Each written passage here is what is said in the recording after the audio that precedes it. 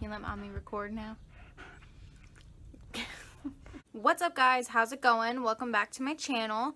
So today I want to do something a little bit different. So I asked on my Instagram last week what you guys wanted to see from me next, and it was between my 2020 resolutions and goals or my favorite serial killers. Well, serial killers won by a landslide, so that's what we're gonna do today.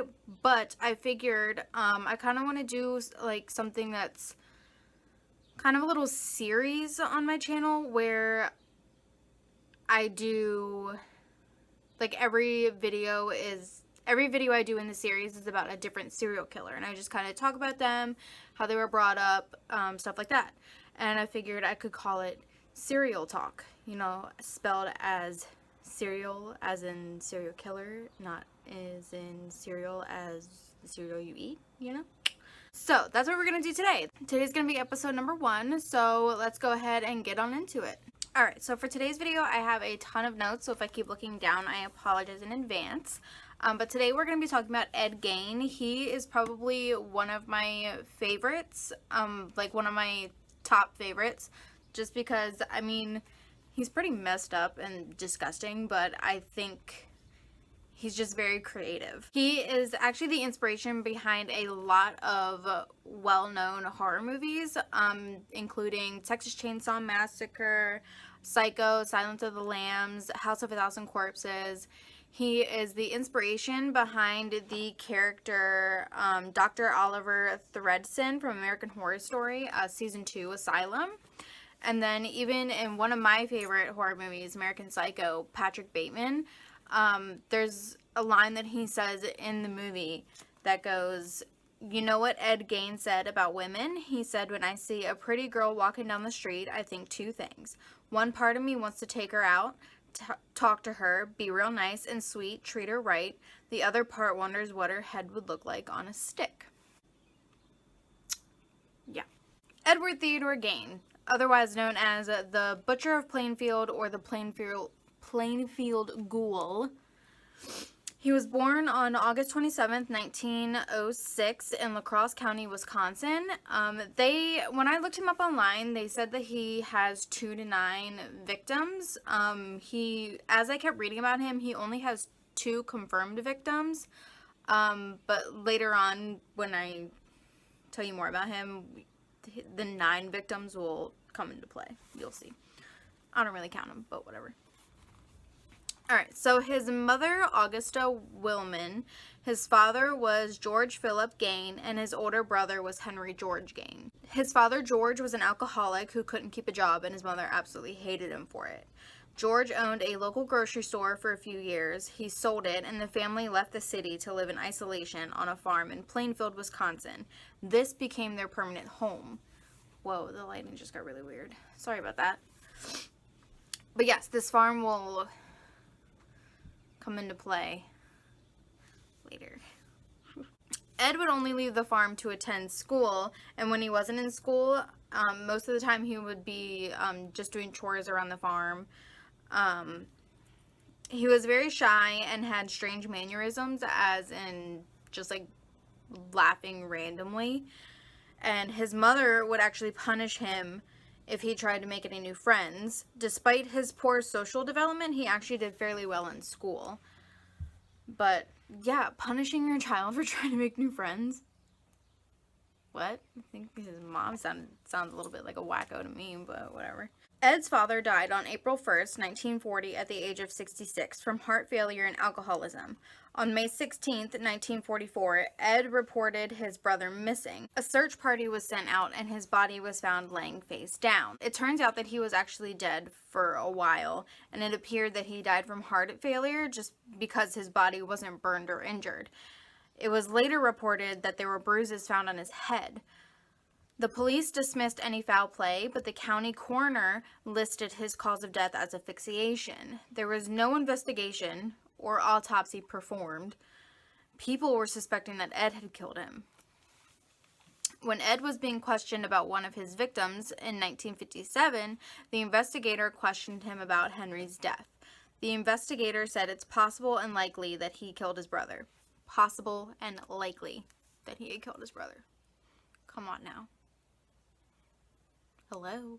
His mom, Augusta, not long after Henry's death, his brother, had a paralyzing stroke, and Ed devoted his time to taking care of her. Soon after, she had a second stroke, and her health rapidly deteriorated.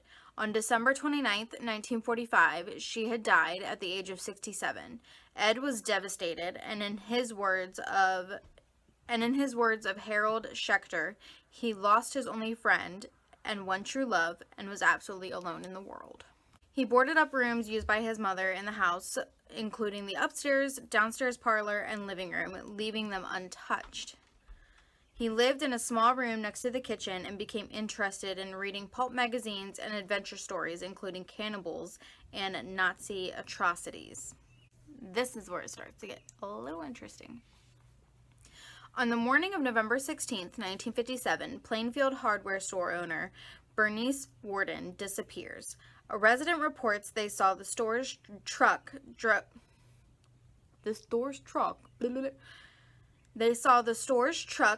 out from behind the store around 9:30 a.m. The store had been closed all day, and around 5 p.m. the same day, her son, Deputy Sheriff Frank Worden, went to the store to find the cash register open and blood stains on the floor. Frank told investigators Ed was at the store the night before and the morning of his mother's disappearance. That morning, Ed had bought a gallon of antifreeze, and the last sales slip written was a receipt for a gallon of antifreeze. That evening, Ed got arrested at a grocery store in the Washara? Anyone who lives in Wisconsin, please correct me if I'm not pronouncing that right. The Washara County Sheriff's Department searched the farm. This is where I will warn you. It's pretty intense from here. A deputy found Worden's decapitated body in a shed hung upside down by her legs, with a crossbar at her ankles and ropes at her wrists, and her torso cut open with her insides on the outside. They determined her cause of death was she was shot by a .22 caliber rifle. So they decided to search the house.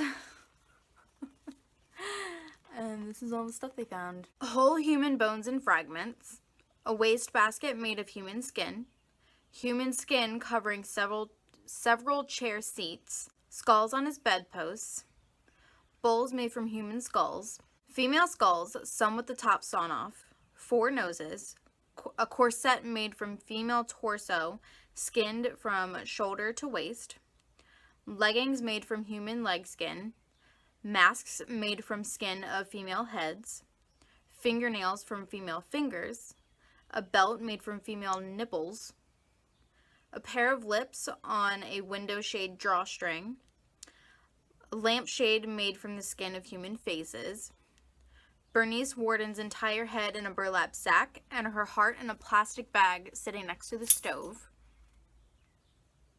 Morgan Hogan's face mask in a paper bag, and skull in a box. Mary Hogan is another one of his victims that we'll get into in a minute.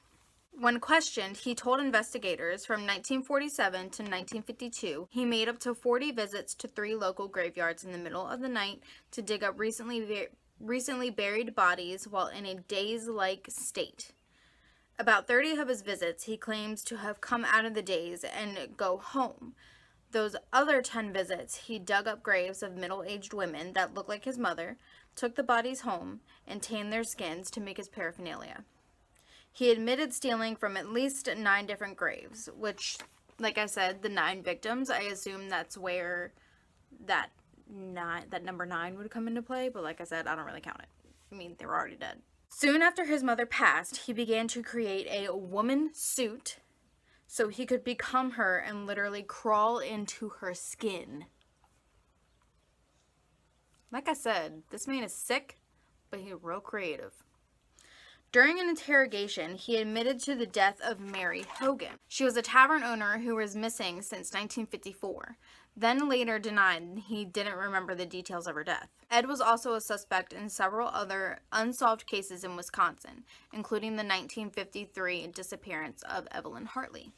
On November 21st, 1957, charged for first-degree murder and pleaded not guilty by reason of insanity. He was diagnosed with schizophrenia and found mentally incompetent, therefore unfit for trial. He was sent to Central State Hospital for the criminally insane and then later transferred to Mendota State Hospital. In 1968, doctors determined he was mentally able to participate in his defense. His trial began on November 7th, 1968, and upon his request, his trial was held without jury. Ed was found guilty on November 14th, 1968, and he spent the rest of his life in a mental hospital. Ed died at Mendota Mental Health Institute from respiratory failure and lung cancer on July 26, 1984, at the age of 77. He was buried between his parents and his brother at Plainfield Cemetery. So that's Ed Gein. Like I said, he's very sick and disgusting and weird and mentally insane and everything in between. But he was very creative. I will give him that. So that's all I have for you guys. If you like this video, please hit the like button and hit the subscribe button down below and hit that notification bell so you get notified every time I upload. If you have any video ideas of what you want to see from me, leave them down below in the comments, and also leave down below for me if you think Ed killed his brother. I certainly do. So you tell me what you think. And I'll talk to you guys in my next video. Bye.